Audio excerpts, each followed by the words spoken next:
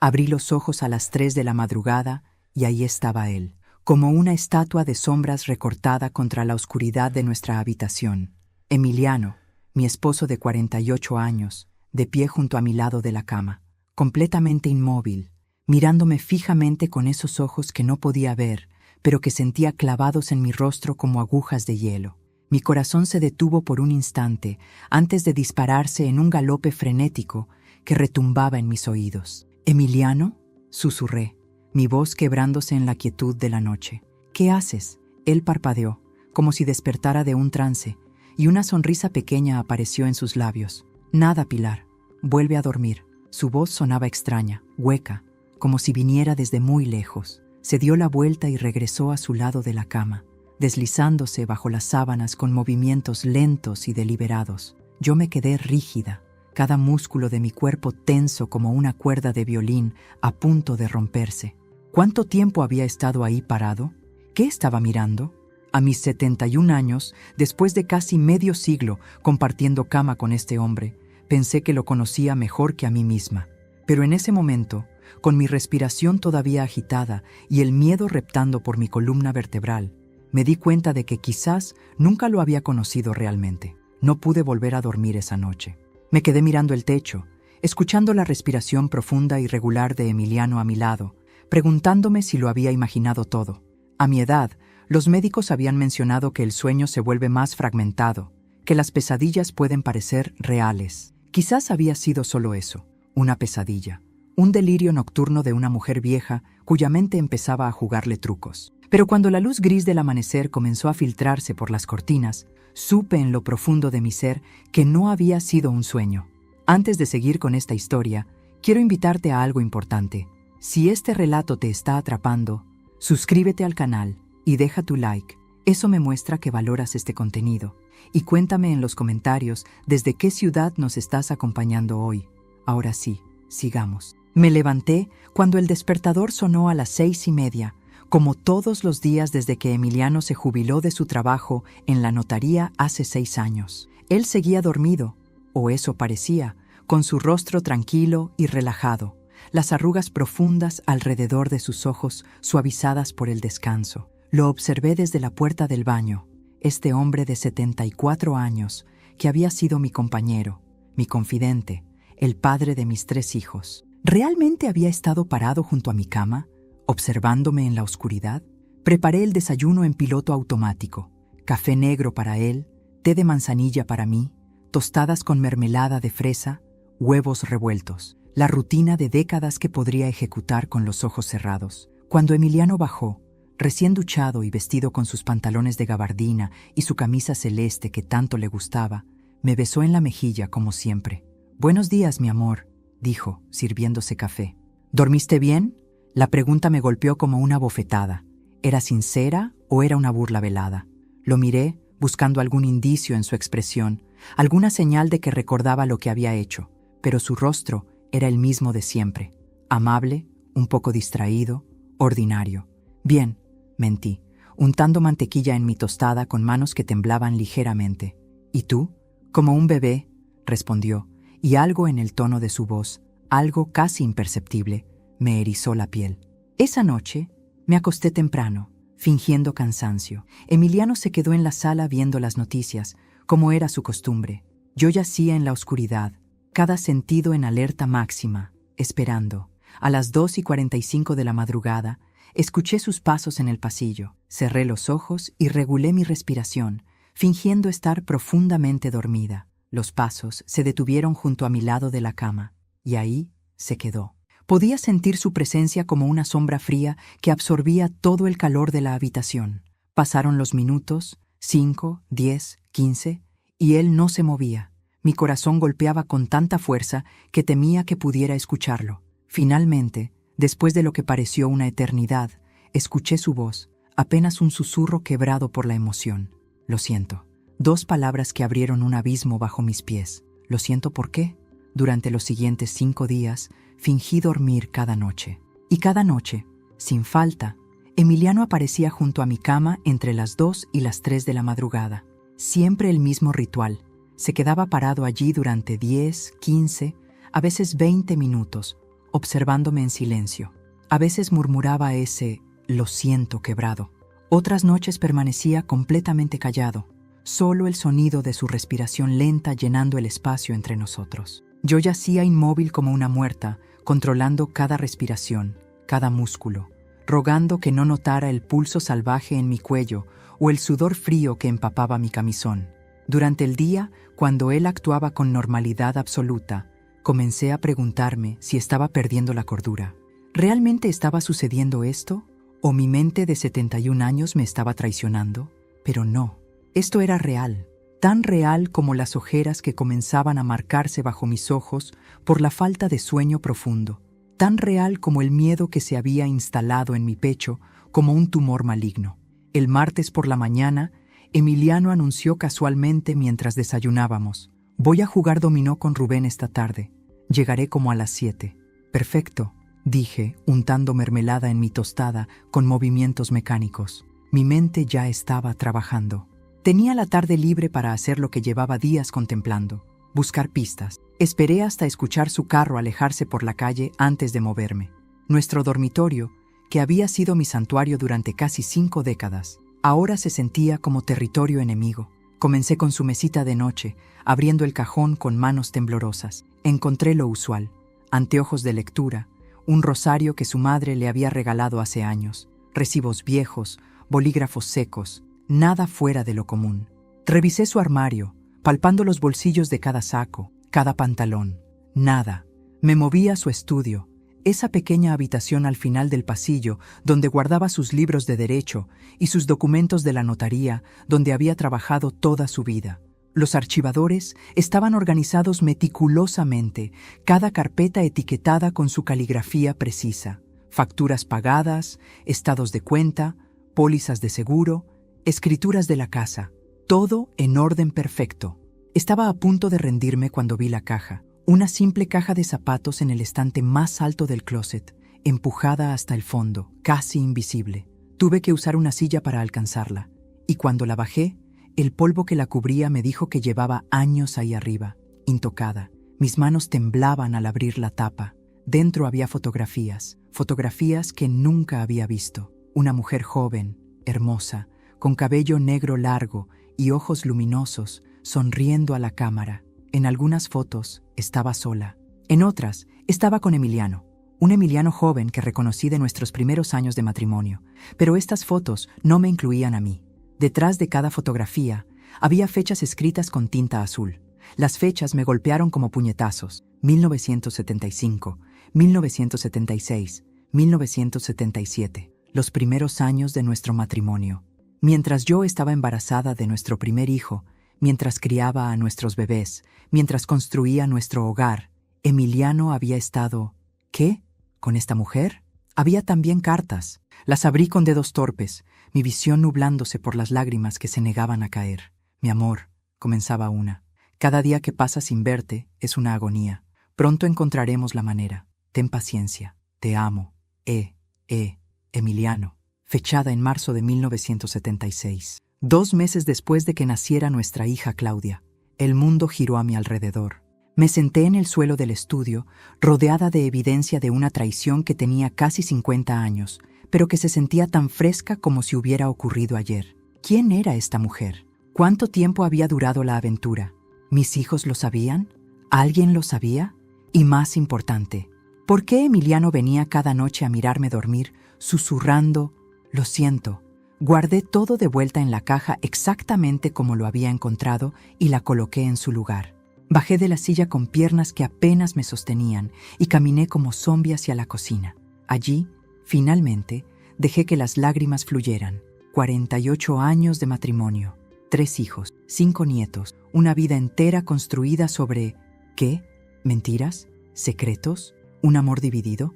Esa noche, cuando Emiliano regresó de jugar dominó, oliendo a colonia vieja y cigarro de sus amigos, yo había vuelto a ponerme la máscara. Sonreí, le pregunté cómo le había ido.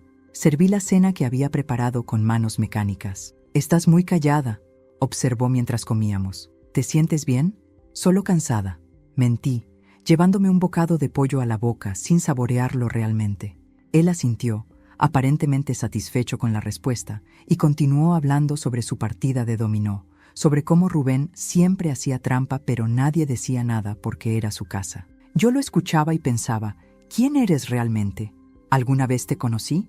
Esa noche, cuando las manecillas del reloj marcaron las 2:47 a.m., él vino otra vez, y esta vez susurró algo más que «lo siento». Esta vez las palabras que susurró fueron «debí decirte la verdad hace tanto tiempo, pero era un cobarde, sigo siendo un cobarde».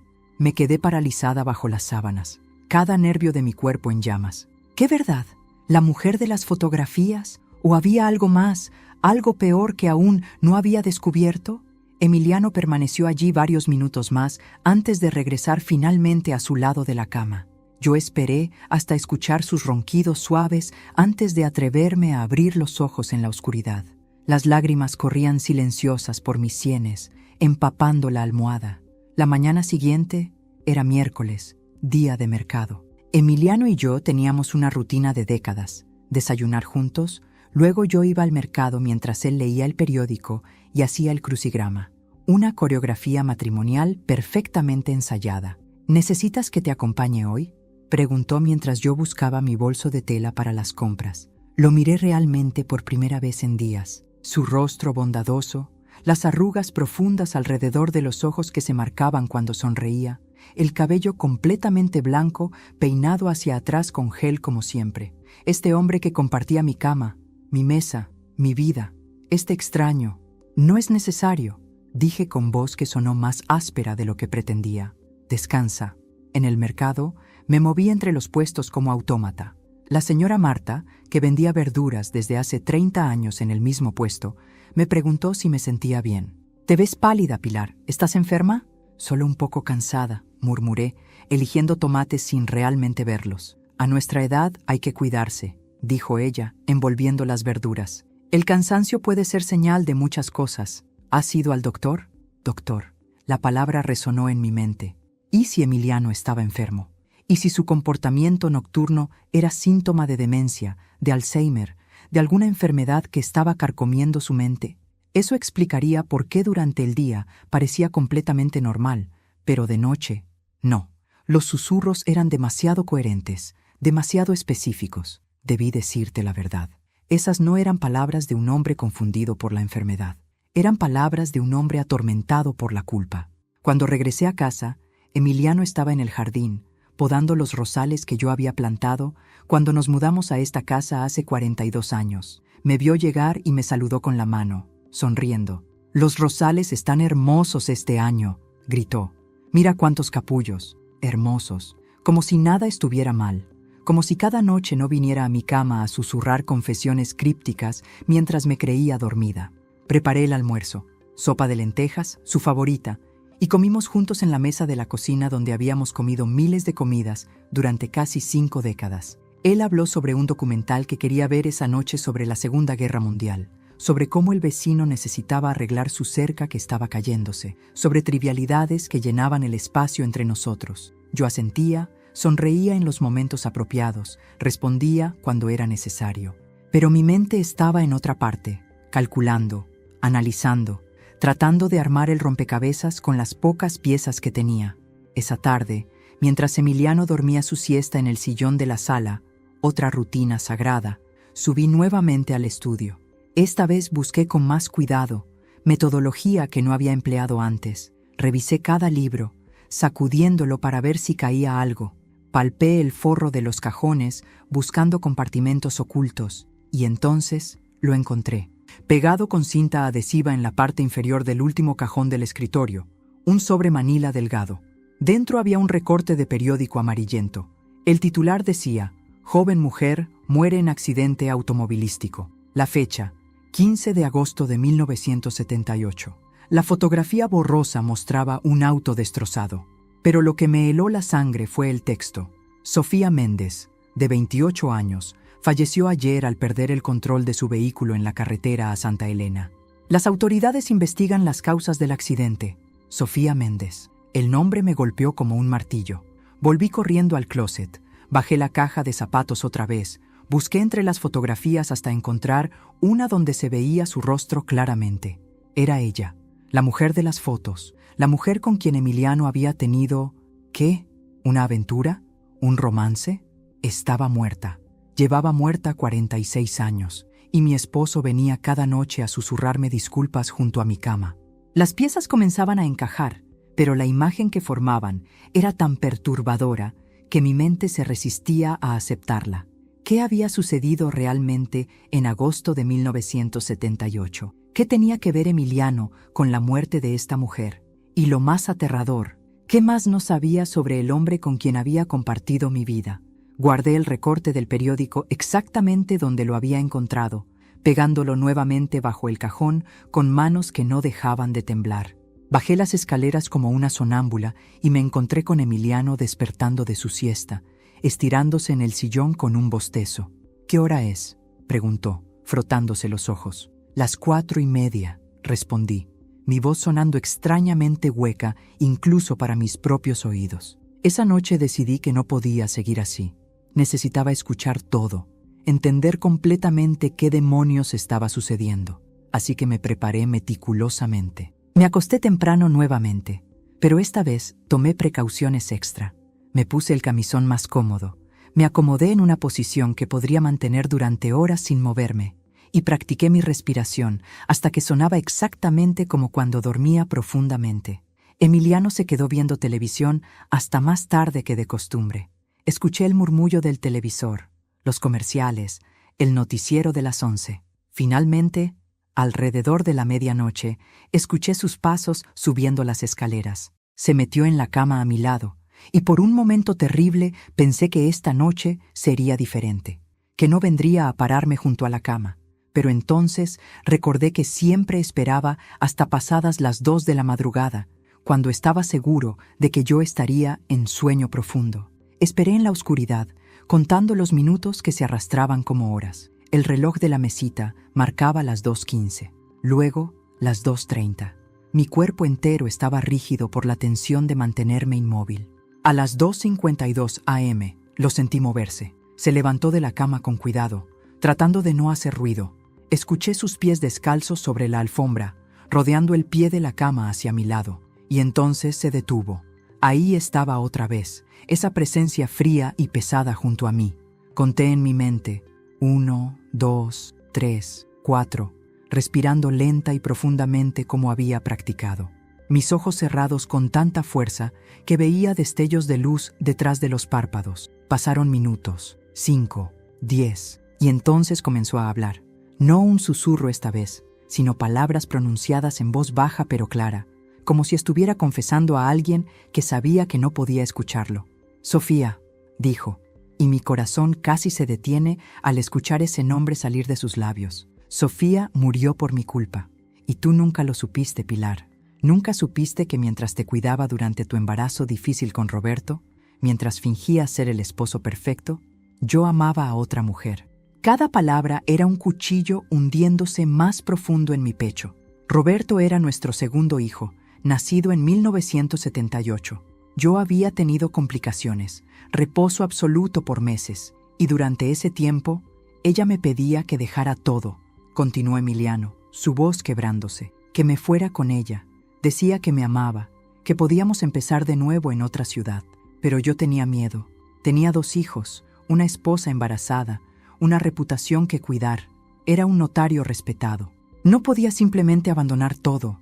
Hubo una pausa larga. Escuché un sollozo ahogado. Esa noche, la última noche que la vi, peleamos. Le dije que no podía dejar a mi familia, que lo nuestro tenía que terminar.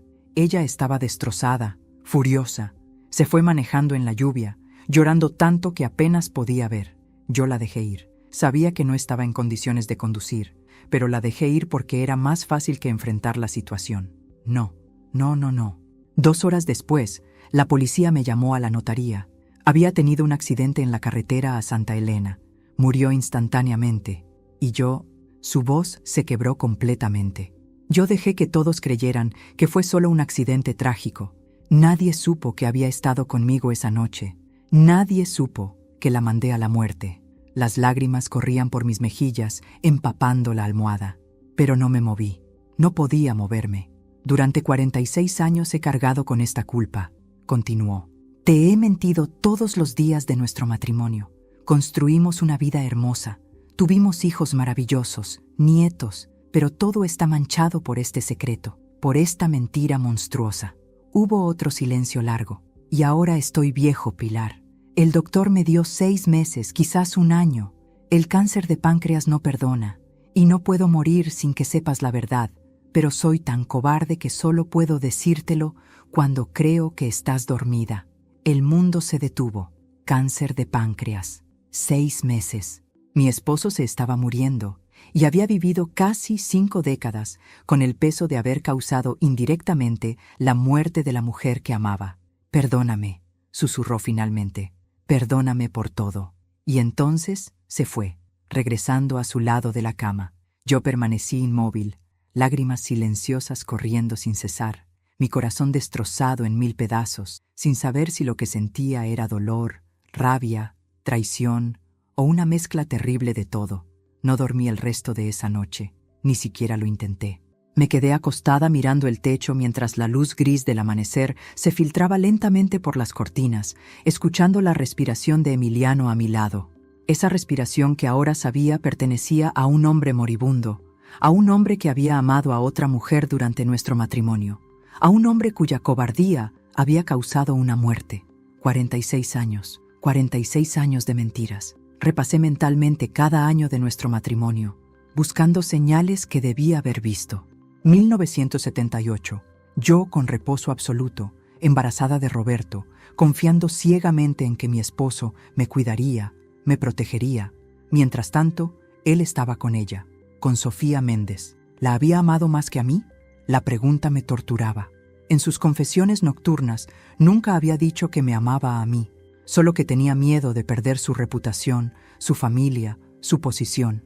Razones prácticas, no amor. Cuando el despertador sonó a las 6:30, me levanté mecánicamente. Emiliano seguía durmiendo, su rostro en la almohada mostrando la paz de alguien que finalmente había confesado su pecado, aunque fuera a una esposa que supuestamente dormía. Bajé a la cocina y preparé café. Mis manos funcionaban por memoria muscular, porque mi mente estaba en otra parte, tratando de procesar la magnitud de lo que había descubierto. No era solo la aventura, aunque eso por sí solo era devastador. Era la muerte de esa mujer. Era saber que Emiliano la había dejado conducir en ese estado, sabiendo que estaba destrozada y llorando. Y luego estaba la otra bomba. Cáncer de páncreas. 6 meses, quizás un año. Mi esposo se estaba muriendo y nunca me lo había dicho. ¿Cuándo había recibido el diagnóstico? ¿Hace cuánto sabía que su tiempo se acababa? Recordé las últimas semanas, buscando pistas. Había estado más callado últimamente, más contemplativo. Un par de veces lo había encontrado mirando viejas fotografías con expresión melancólica. Una vez lo encontré llorando en el jardín, y cuando le pregunté qué pasaba, dijo que era solo alergias. Mentiras. Todo eran mentiras. Escuché sus pasos en las escaleras. Mi cuerpo se tensó automáticamente. ¿Cómo se supone que debo actuar ahora? ¿Cómo finjo que no sé que mi matrimonio entero ha sido una farsa? «Buenos días», dijo Emiliano entrando a la cocina. Se veía cansado, ojeras profundas bajo los ojos. Ahora que sabía que estaba enfermo, podía ver las señales. Había perdido peso, su piel tenía un tono grisáceo, se movía más lento. «Buenos días», logré responder, sin mirarlo directamente. Se sirvió café y se sentó en su lugar habitual. El silencio se extendió entre nosotros, pesado y denso. Normalmente yo habría llenado el silencio con charla trivial, el clima, los planes del día, algún chisme del vecindario, pero no podía. Las palabras se atoraban en mi garganta. «¿Estás bien?», preguntó finalmente. La ironía de la pregunta casi me hace reír histéricamente. ¿Estaba bien? Mi esposo me había engañado. Había causado indirectamente la muerte de su amante. Me había mentido durante casi medio siglo. Estaba muriendo de cáncer y no me lo había dicho. No, no estaba bien. Solo cansada, mentí, usando las mismas palabras que había usado durante días. No he dormido bien últimamente. Él asintió mirando su café. Yo tampoco. Quería gritarle. Quería lanzarle la taza de café a la cara. Quería exigir explicaciones, confrontarlo con todo lo que sabía. Pero algo me detenía. Una parte fría y calculadora de mi cerebro que me decía: Espera, piensa, planea. Porque si algo había aprendido en 71 años de vida, era que las decisiones tomadas en caliente raramente eran las correctas. Voy a salir hoy, dije de repente. Tengo algunas cosas que hacer. ¿Necesitas que te acompañe? No. La palabra salió más cortante de lo que pretendía. Suavicé mi tono. Voy a ver a Claudia. Cosas de mujeres. Otra mentira agregada a la montaña de mentiras que ahora constituían nuestra vida juntos. Claudia, nuestra hija mayor, vivía al otro lado de la ciudad. No tenía intención de visitarla hoy. Tenía otros planes. Después del desayuno me arreglé cuidadosamente. Me puse mi mejor vestido azul. Me maquillé. Me peiné. Quería verme digna, compuesta. Quería verme como la mujer que era antes de que mi mundo se derrumbara. «Te ves hermosa», dijo Emiliano cuando bajé. Había lágrimas en sus ojos. No respondí. Simplemente tomé mi bolso y salí. Conduje hasta la biblioteca municipal, ese edificio antiguo, en el centro donde pasaba horas cuando era joven. Pedí acceso a los archivos de periódicos viejos y busqué cada artículo sobre Sofía Méndez y su accidente. Había 3 artículos en total. El primero reportaba el accidente. El segundo, 2 días después, cubría el funeral. El tercero, una semana después, cerraba la investigación concluyendo que fue un accidente causado por condiciones climáticas adversas y posiblemente exceso de velocidad. Ninguno mencionaba a Emiliano. Ninguno sugería que ella hubiera estado alterada emocionalmente. La verdad había muerto con ella, o eso había creído Emiliano. Pasé 3 horas en la biblioteca, tomando fotografías con mi teléfono de cada artículo, cada mención de Sofía Méndez. Luego busqué su nombre en los registros públicos. Descubrí que había nacido en 1950, que había estudiado pedagogía en la Universidad Nacional, que había trabajado como maestra de primaria en la Escuela San José. La Escuela San José. El nombre me resultaba familiar. Rebusqué en mi memoria hasta que lo recordé. Emiliano había hecho trabajo legal pro bono para esa escuela durante años. Es mi forma de retribuir a la comunidad, solía decir. Qué conveniente, qué noble y qué mentiroso. Cuando salí de la biblioteca, el sol estaba alto en el cielo. Eran casi las 2 de la tarde y no había comido nada, pero no tenía hambre. Tenía algo más urgente que hacer. Conduje hasta la Escuela San José. El edificio había sido renovado desde los años 70, pero la estructura básica seguía siendo la misma. Era hora de almuerzo y el patio estaba lleno de niños gritando y jugando. Me acerqué a la dirección y pedí hablar con alguien que hubiera trabajado allí hace mucho tiempo. La secretaria, una mujer joven de unos 30 años, me miró con curiosidad. Hay una profesora que lleva aquí desde los años 80, la profesora Beatriz Romero. Está en el aula 12. Encontré a la profesora Romero organizando materiales en su salón. Era una mujer de unos 65 años, cabello gris recogido en un moño, anteojos colgando de una cadena en su cuello. «¿Profesora Romero?», comencé. «Disculpe la intrusión. Mi nombre es Pilar Torres. Estoy investigando sobre alguien que trabajó aquí hace muchos años, Sofía Méndez». El rostro de la profesora se iluminó con reconocimiento, pero también con tristeza. «Sofía, Dios mío, hace tanto que no escucho ese nombre. Ella murió en un accidente, ¿verdad? Fue terrible. ¿La conoció bien?». «Éramos amigas. Bueno, yo recién había empezado a trabajar aquí cuando pasó el accidente. Solo trabajamos juntas 1 año, pero éramos cercanas». Se quitó los anteojos y me estudió con atención. «¿Por qué pregunta por ella después de tanto tiempo?».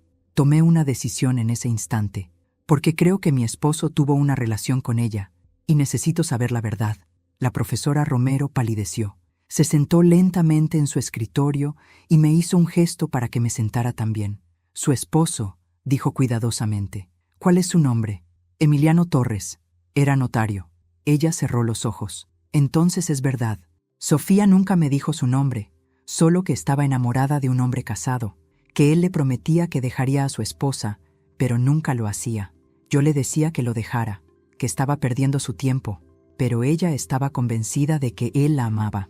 Cada palabra era como ácido quemando mi piel. ¿Le dijo ella algo sobre la noche que murió?». La profesora Romero abrió los ojos y me miró directamente. «Me llamó esa tarde. Estaba llorando tanto que apenas podía entender lo que decía. Dijo que finalmente lo había confrontado, que le había dado un ultimátum. O dejaba a su esposa o ella se iba de la ciudad. Él eligió a su esposa. ¿Qué más dijo? Que iba a manejar hasta la playa, a la casa de su hermana en Santa Elena, que necesitaba alejarse de todo. Le supliqué que no condujera en ese estado, que estaba lloviendo, que la esperara y yo iría por ella, pero no me hizo caso. Las lágrimas corrían por las mejillas de la profesora. Esa fue la última vez que hablé con ella. Me quedé sentada procesando esto. Emiliano había dicho que la dejó ir sabiendo que no estaba en condiciones de conducir, pero había sido peor que eso. Ella había estado tan destrozada que había llamado a su amiga llorando, y aún así él no había hecho nada para detenerla. «Hay algo más», continuó la profesora Romero, su voz quebrándose. Después del accidente, cuando fui a la casa de Sofía a ayudar a su hermana a empacar sus cosas, encontré un diario. En las últimas entradas, Sofía escribió que estaba embarazada. El mundo se detuvo. ¿Embarazada? De 2 meses. No sabemos si el padre era su esposo, pero considerando que no tenía otra relación, es probable. Sentí como si me hubieran golpeado en el estómago. Sofía estaba embarazada de Emiliano, y él la dejó ir de todos modos. ¿Qué pasó con el diario?, pregunté. Mi voz apenas un susurro. La hermana de Sofía se lo llevó. Se mudó a otro país después del funeral. Nunca más supe de ella. Antes de continuar, quiero saber tu opinión. Escríbeme en los comentarios qué estás sintiendo con esta historia y qué harías tú si estuvieras en mi lugar. No te vayas, porque lo que viene después es aún más intenso. Le agradecí a la profesora Romero y salí de la escuela como en trance. En mi auto me permití llorar finalmente, no solo por la traición, sino por esa joven mujer que había muerto enamorada de un cobarde, llevándose a su hijo no nacido con ella. ¿Emiliano sabía del embarazo? ¿Era por eso que su culpa era tan abrumadora? Conduje a casa en piloto automático. Cuando llegué, eran casi las 5 de la tarde.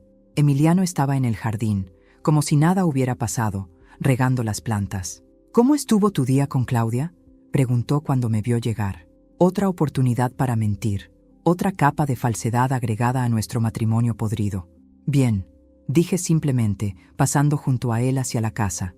Esa noche preparé la cena en silencio. Emiliano intentó hacer conversación varias veces, pero yo respondía con monosílabos. Finalmente, él se rindió y comimos en un silencio tenso. Después de la cena, mientras él veía televisión, subí al estudio otra vez. Necesitaba más respuestas. Revisé cada papel, cada documento, cada rincón de ese maldito cuarto, y entonces encontré algo que cambió todo. En el fondo de un archivador marcado como Casos cerrados, 1970-1980, había una carpeta delgada etiquetada simplemente como SM. Dentro había copias de transferencias bancarias. Emiliano había estado enviando dinero a una cuenta a nombre de Carmen Méndez mensualmente desde agosto de 1978 hasta diciembre de 2005. 27 años de pagos mensuales. Carmen Méndez, la hermana de Sofía. ¿Por qué Emiliano le había estado enviando dinero durante casi 3 décadas? ¿Culpa? ¿Chantaje? ¿O...? Mi mente corrió con posibilidades, cada una más perturbadora que la anterior. Tomé fotografías de todo con manos temblorosas. Ahora tenía pruebas. Tenía evidencia física de la doble vida de Emiliano, de sus mentiras, de sus secretos. La pregunta era, ¿qué iba a hacer con esta información?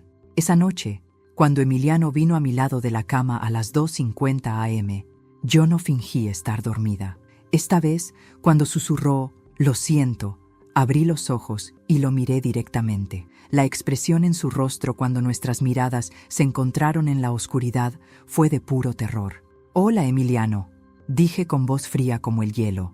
«Creo que es hora de que hablemos». Emiliano retrocedió tambaleándose, como si mis palabras hubieran sido un golpe físico. En la penumbra de la habitación, iluminada apenas por la luz de la calle que se filtraba por las cortinas, pude ver cómo el color abandonaba su rostro. «Pilar». Su voz se quebró. «¿Cuánto tiempo llevas despierta?», completé la frase por él, incorporándome en la cama. «Todas las noches, Emiliano. Todas las malditas noches que has venido aquí a susurrarme tus confesiones cobardes, he estado despierta, escuchando cada palabra». Él se dejó caer en el borde de la cama, las piernas aparentemente incapaces de sostenerlo. Puse la luz de la mesita de noche. La iluminación repentina nos mostró mutuamente en toda nuestra cruda realidad. Él, un hombre viejo y enfermo destrozado por la culpa. Yo, una mujer traicionada con ojos duros como piedras. No sé qué decir, murmuró finalmente. ¿Qué tal la verdad? Mi voz era hielo puro. Por una vez en 48 años, ¿qué tal si me dices la verdad completa mirándome a los ojos en lugar de susurrándola a una esposa que crees dormida? La amaba, dijo, y esas 3 palabras me partieron el corazón de una manera que ninguna de sus confesiones nocturnas había logrado, porque ahora era real, dicho en voz alta, admitido conscientemente. Dios me perdone, Pilar, pero la amaba. ¿Más que a mí? Él guardó silencio, y ese silencio fue respuesta suficiente. Me levanté de la cama, alejándome de él, necesitando espacio físico entre nosotros. Cuéntamelo todo, desde el principio, y esta vez sin omitir nada. Emiliano respiró profundamente, pasándose las manos temblorosas por el rostro. Cuando comenzó a hablar, su voz sonaba antigua, cansada, como si cada palabra le costara años de vida. La conocí en 1974, cuando la Escuela San José me contrató para revisar unos documentos legales. Ella era luminosa, inteligente, apasionada, llena de vida. Tú y yo llevábamos casados 6 años para entonces. Teníamos a Claudia, estabas embarazada de Roberto. Yo debería haber estado feliz, satisfecho, pero no lo estabas. No lo sé, quizás era la crisis de los 30, quizás era egoísmo puro. Solo sé que cuando la vi, algo en mí despertó. Comenzamos a hablar, luego a tomar café después de las reuniones. Nunca planeé que se convirtiera en lo que se convirtió. ¿Cuándo comenzó la aventura? Oficialmente en enero de 1975. El embarazo con Roberto fue difícil desde el principio. El doctor te ordenó reposo absoluto. Yo me sentía atrapado, asustado, y Sofía estaba ahí, ofreciéndome escape. Cada palabra era una puñalada. ¿Cuánto tiempo duró? 3 años. 3 años donde viví una doble vida. Durante el día era el esposo devoto, el padre responsable, el notario respetable. Por las noches, cuando tú dormías, cuando los niños dormían, yo salía. A veces decía que tenía reuniones de negocios, otras veces que jugaba póker con amigos. Mentiras. Todo eran mentiras. ¿Y nadie sospechó nunca? Éramos cuidadosos. Ella vivía sola, sin familia cerca, excepto su hermana Carmen que vivía en otra ciudad. Nos veíamos en su apartamento, nunca en lugares públicos. Yo pagaba todo en efectivo. No dejaba rastros, hasta que ella quedó embarazada. El rostro de Emiliano se descompuso completamente. ¿Cómo sabes eso? Hablé con su amiga, la profesora Romero, y encontré las transferencias bancarias a Carmen Méndez. 27 años de pagos mensuales, Emiliano. ¿Por qué? ¿Qué le estabas pagando? Él comenzó a llorar, sollozos profundos que sacudían su cuerpo. El bebé no murió en el accidente. Los paramédicos lograron salvarlo con cesárea de emergencia. Una niña. Nació prematura, pero sobrevivió. El mundo se detuvo. Todo sonido, todo movimiento, todo pensamiento se congeló. ¿Qué? Apenas pude susurrar. Carmen estaba en camino al hospital esa noche cuando Sofía tuvo el accidente. Llegó justo cuando los médicos sacaban al bebé. Sofía ya había muerto, pero la niña vivía. Carmen me encontró en el hospital. Yo había ido cuando me enteré del accidente, tratando de parecer un amigo preocupado. Ella me confrontó. Sabía quién era yo. Sofía le había hablado de mí. Me dijo que si no ayudaba económicamente con la niña, le diría a todo el mundo la verdad. ¿Chantaje? ¿Puedes culparla? Su hermana estaba muerta. Tenía un bebé recién nacido que cuidar, y yo era el responsable de todo.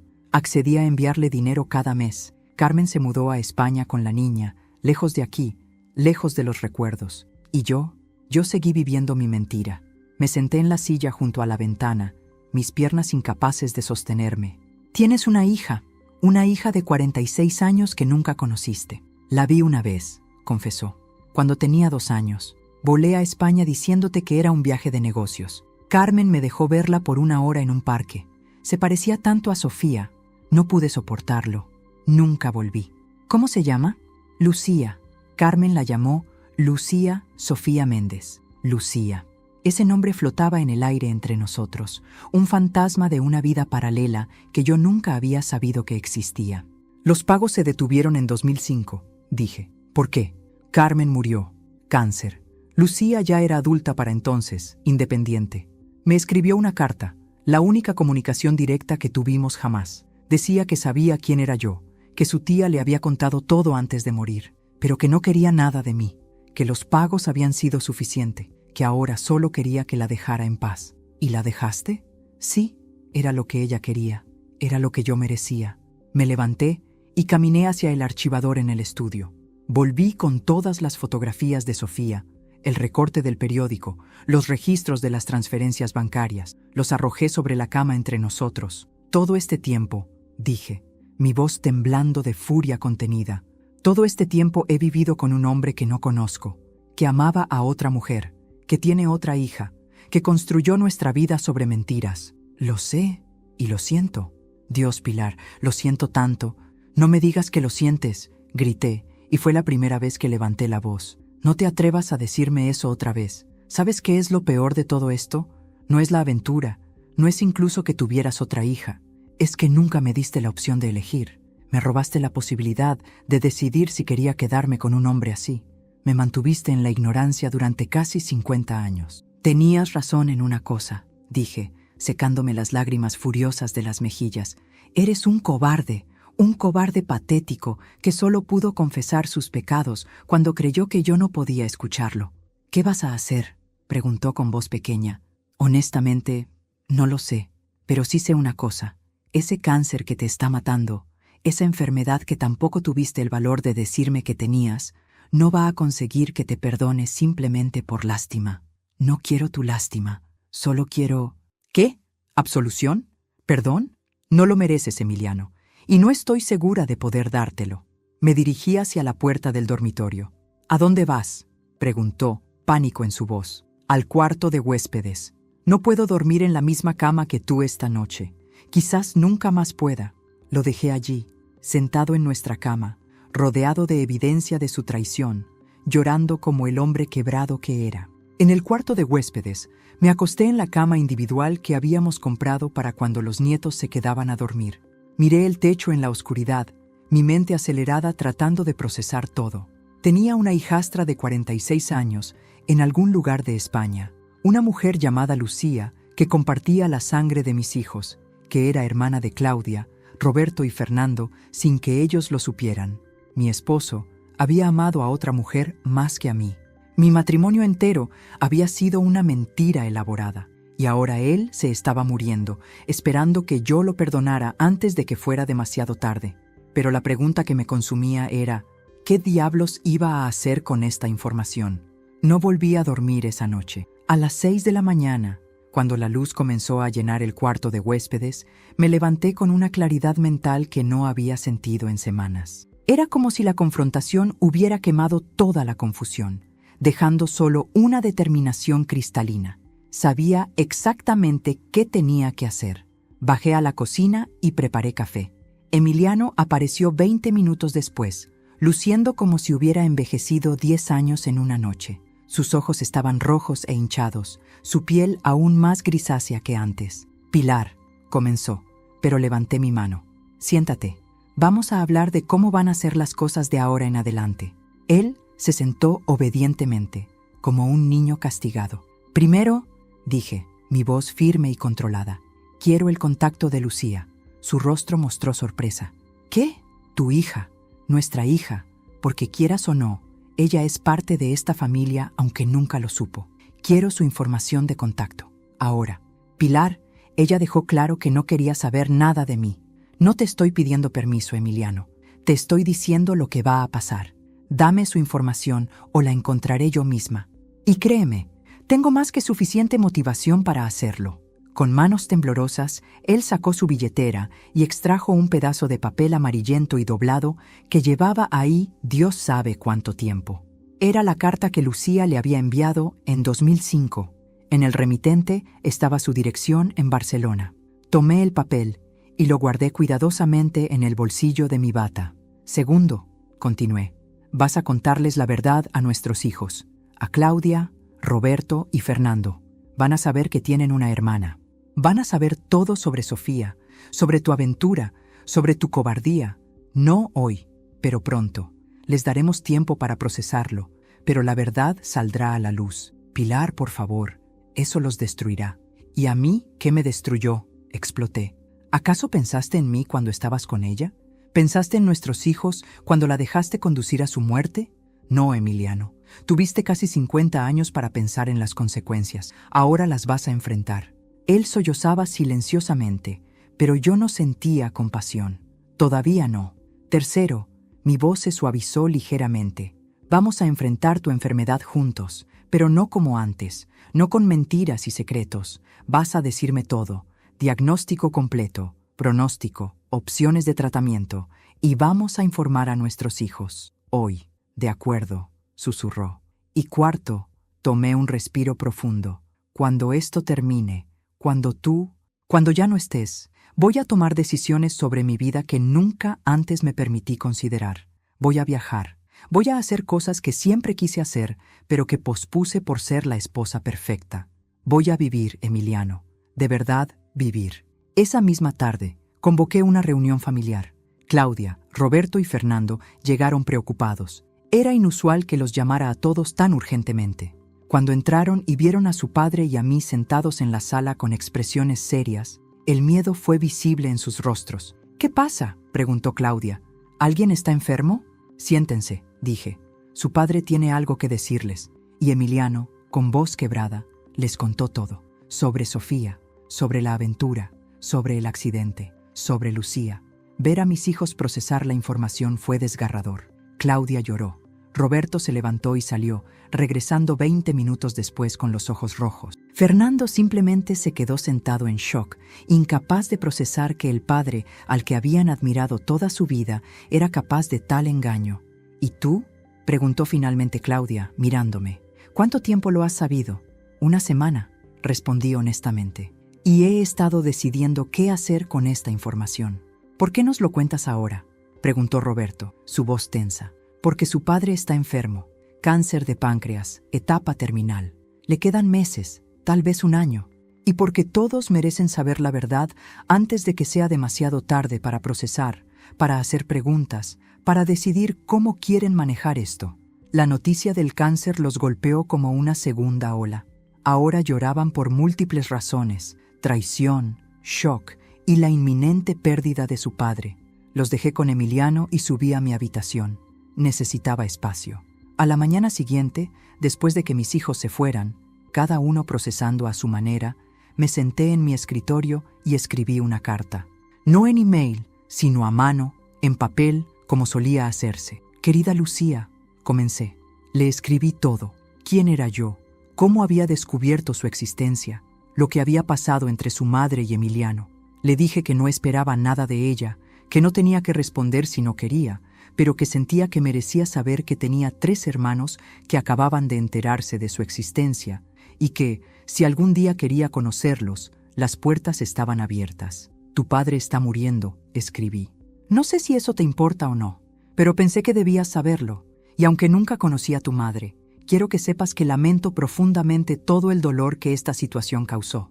Eras una niña inocente en todo esto, como lo fueron mis propios hijos. Si alguna vez quieres hablar, mi número está abajo, sin presión, sin expectativas, solo la verdad. Finalmente, envié la carta a Barcelona y esperé. 3 semanas después, mi teléfono sonó con un número español. «Señora Torres», la voz era suave, con un ligero acento español. «Soy Lucía». Hablamos durante 2 horas. Ella me contó sobre su vida. Era profesora de literatura, casada, con 2 hijos. Carmen le había contado la verdad sobre su padre cuando tenía 18 años, y durante años había luchado con rabia y resentimiento. Pero con el tiempo, dijo, aprendí que guardar rencor solo me lastimaba a mí. No lo perdoné por lo que le hizo a mi madre, pero dejé de permitir que definiera mi vida. Eres más sabia que yo, admití. Todavía estoy luchando con eso. Tiene derecho a luchar, respondió ella. Usted fue engañada tanto como mi madre, solo que de manera diferente. Las 2 fuimos víctimas de su cobardía. Nos hicimos amigas, Lucía y yo. Algo improbable, hermoso y sanador. Ella no quiso conocer a Emiliano. Esa puerta está cerrada para mí, dijo. Pero sí quiso conocer a sus hermanos. 2 meses después, Claudia, Roberto y Fernando volaron a Barcelona. Cuando regresaron, traían fotografías de Lucía y sus hijos, mis nietos que nunca supe que tenía. La semejanza familiar era innegable. Emiliano lloró cuando vio las fotos. «Se parece tanto a Sofía», murmuró. «Sí», dije simplemente. No con crueldad, pero sin el consuelo que tal vez esperaba. Los siguientes meses fueron extraños. Emiliano se deterioraba físicamente mientras yo crecía emocionalmente. Cuidé de él, no por amor, sino por un sentido de humanidad básica. Había sido mi compañero durante casi 50 años, y a pesar de todo, había partes de nuestra vida que habían sido reales y buenas. Pero también comencé a hacer planes para mi futuro. Me inscribí en clases de pintura, algo que siempre había querido hacer. Reservé un viaje a Italia para después. Comencé a escribir mis memorias, mis pensamientos, mi verdad. Una noche, 3 semanas antes de que Emiliano muriera, él me tomó la mano. «Gracias», dijo, «por no abandonarme en esto. Lo hice por mí, no por ti», respondí honestamente, «para poder mirarme al espejo y saber que, a diferencia de ti, yo elegí la dignidad hasta el final». Él asintió, lágrimas rodando por sus mejillas hundidas. Emiliano Torres murió el 15 de marzo, rodeado de sus hijos. Yo estaba ahí también, sosteniendo su otra mano. Sus últimas palabras fueron: «Lo siento», las mismas palabras que había susurrado todas esas noches junto a mi cama. Después del funeral, Lucía me envió flores desde España. La tarjeta decía: «Para la mujer más fuerte que conozco. Con cariño, tu hijastra». 3 meses después, estoy en Roma, de pie frente al Coliseo, sintiendo el sol italiano en mi rostro. Tengo 72 años. Mi esposo está muerto. Mi matrimonio fue una mentira, pero estoy viva, y por primera vez en décadas soy completamente libre. Esta es mi historia. Una historia de traición, sí, de dolor, absolutamente, pero también de supervivencia, de reinvención, de encontrar fuerza donde nunca supe que la tenía. Y aunque el camino fue oscuro, aunque las noches fueron aterradoras, aunque el susurro de mi esposo moribundo reveló horrores que nunca imaginé, al final encontré algo invaluable. Me encontré a mí misma. Y eso, descubrí, vale más que cualquier matrimonio basado en mentiras. Gracias por acompañarme hasta el final de esta historia. Si te conmovió, si te hizo reflexionar, o si simplemente te mantuvo al borde de tu asiento, te invito a que suscribas al canal y dejes tu me gusta. Cuéntame en los comentarios, ¿desde qué ciudad nos estás viendo? ¿Qué habrías hecho tú en el lugar de Pilar? ¿Crees que ella tomó las decisiones correctas? Comparte esta historia con alguien que necesite recordar que nunca es tarde para reclamar tu dignidad y tu verdad. Nos vemos en la próxima historia. Recuerda, la verdad siempre encuentra la manera de salir a la luz. Aviso importante: esta historia es completamente ficticia. Todos los personajes, nombres, situaciones y eventos son producto de la imaginación y fueron creados con fines de entretenimiento, reflexión y valor emocional. Cualquier parecido con personas reales, vivas o fallecidas, lugares o acontecimientos es pura coincidencia. Esta narrativa fue diseñada para generar reflexión sobre temas como la verdad, la dignidad, el perdón y la capacidad de reinventarse a cualquier edad. No representa hechos reales ni está basada en personas específicas. Si enfrentas situaciones similares en tu vida real, te recomendamos buscar apoyo profesional de terapeutas, consejeros o especialistas calificados.